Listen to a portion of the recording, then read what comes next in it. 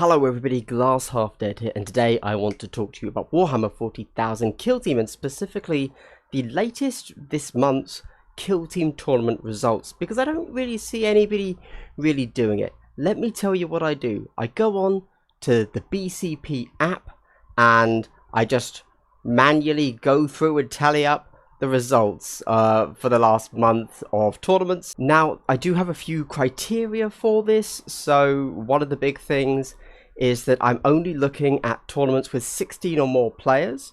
So I'm not looking at every single tournament. If there were only 8 people there, if there were even 15 people there, I'm not counting those. And that's going to be the first half of this video. It's not going to drag on. Hopefully this is an 8-minute 1-second video, because I don't have much to say. I'm not doing a tier list out of this. I'm just going to look at the results, show you the results, give a few thoughts, and then move on. And then, as you can see, something happening behind me here. This was the tournament that I ran over the weekend on Saturday at Troll Trader in Bromley, England, obviously. And this is the stream going on behind me. This was the final. And I just want to talk a little bit about what went into putting the tournament together, and how it went, how it ran, and also so that you guys know this is what my stream setup, my battle reports for next week are going to be looking like. But before we dive into the results, if you are a subscriber to my channel, I would like to give you a big double hello. Wow, so wholesome. If you want some more wholesomeness in the next video, like, subscribe, leave a comment right now, because genuinely it really helps for a small channel like mine. Also, you might notice on the stream behind me, no, I'm literally covering it, aren't I? Here, look at this little thing here. This, ladies and gentlemen, is an objective marker. Each table had 6 of these on them for the entire day, so everybody that came never had to move an objective marker, because me and the other shop staff moved them for you, just to help speed up the game. They're very useful. And in the final game of the day, just to keep everybody excited, whoever won got to take home these objective markers, you know, just so that there was still something to play for. However, you can buy them on Etsy right now, link below. Also, you might notice I'm wearing a shirt with merch. Links in description.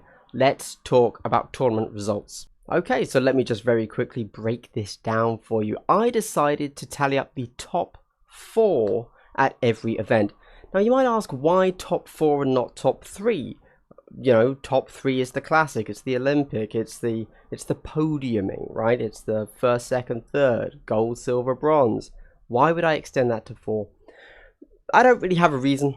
Just in my opinion, anyone that makes it to top 4 at some of these events is as equally skilled as first, second, third, even if they're not on the physical second table, because sometimes pairings don't work that way. They're definitely still in a tough matchup on the second spiritual table. Over the last month, or I think I actually did 5 weeks, we have had 9 tournaments that were all 16 or more players. And above me, you can very clearly see the results. There you go.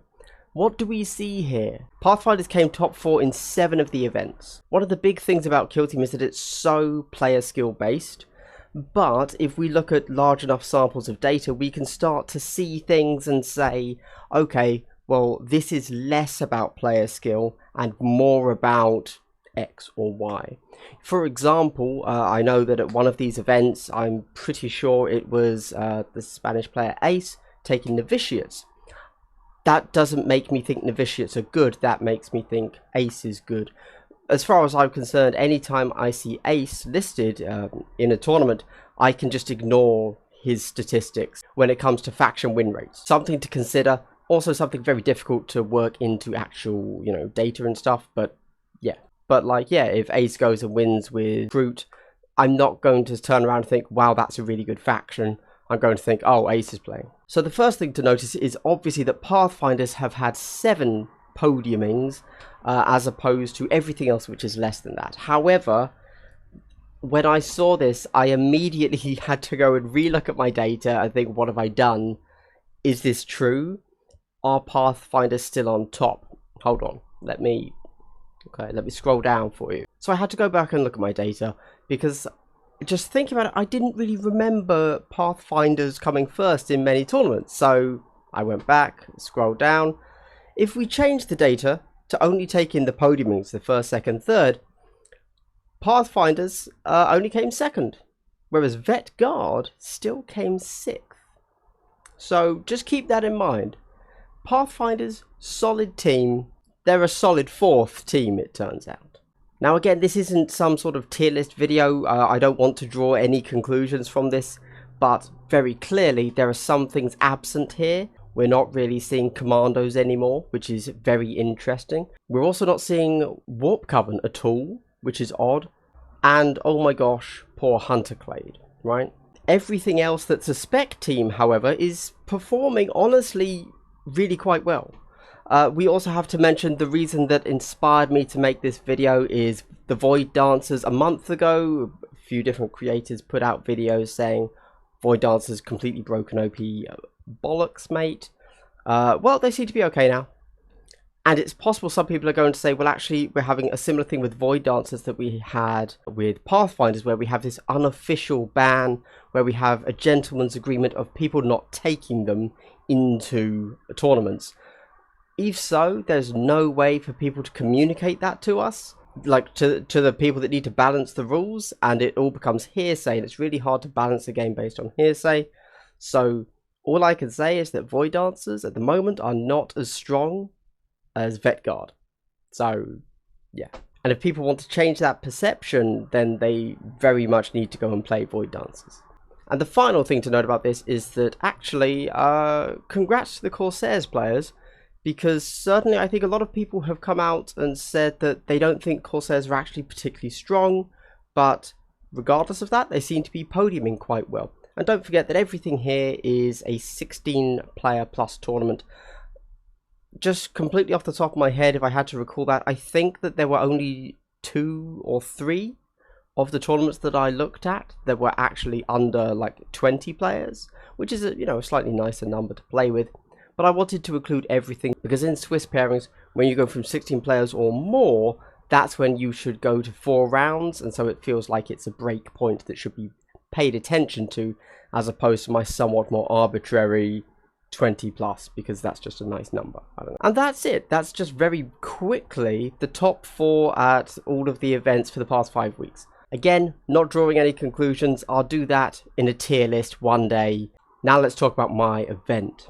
Okay, so I'm going to try and keep this pretty quick as well. Running an event where with BCP now, it's really easy.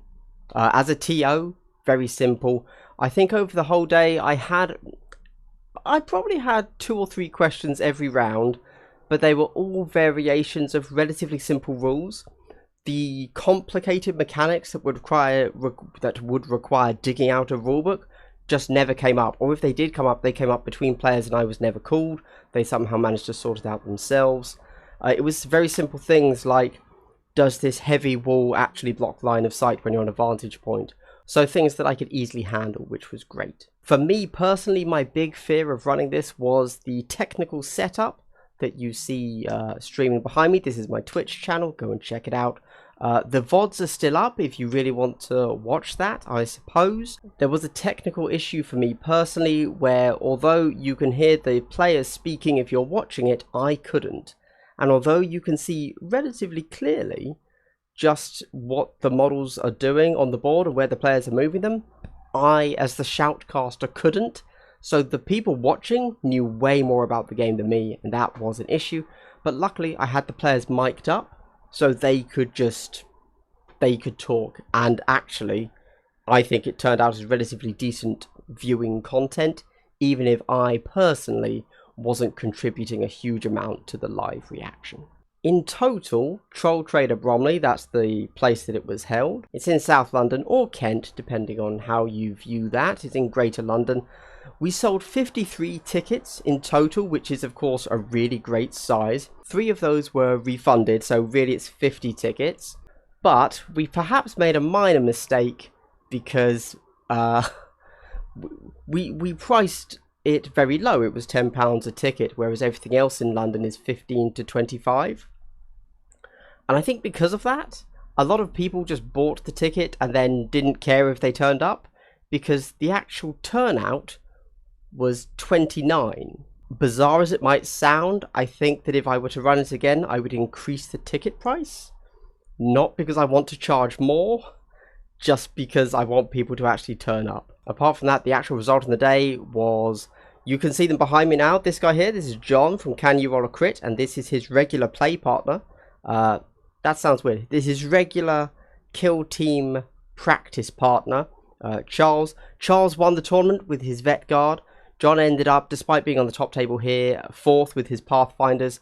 2nd was Void Dancers. 3rd was Corsairs. No, other way around, sorry. 2nd was Corsairs. 3rd was Void Dancers. And I think, all in all, everyone had a pretty good day, pretty chilled out day. There were no big dramas. And yeah, I think everybody had a good time. And I'd just like to thank everybody for coming. I'd like to thank Troll Trader Bromley for allowing me to stream it and for putting the pack together with all the graphical design and stuff. And I just hope that the people that turned up enjoyed it, and I will be doing another one, but I have no idea when or where, one day. And with that said, if you've made it to the end of the video, I'd really like to give you a big triple hello. Wow, so wholesome. If you want a triple hello in the next video, just watch till the end. That's free for everyone. You don't even have to subscribe for that one. You should subscribe for the double though, but the triple is for all. Anyway, don't forget what you're seeing on screen here, these objectives. Very useful. Everyone that's gone to the tournament will confess they're great. And of course you can buy those on Etsy, links down below. And hey, isn't this a cool little thing? I don't know, it's subtle enough that you're not like, oh, that guy's an absolute geek, isn't he? But also you could wear it in regular functions, but also anybody that knows. Anyway, everybody, I hope you've had a good day and continue to have a good day. Tune in on Saturday for you know what, and the whole of next week, and quite possibly every evening the week after that as well. If things go well, I'm gonna have a very busy week, and so are you watching all of my content. I hope you've had a good day and continue to have a good day. Goodbye.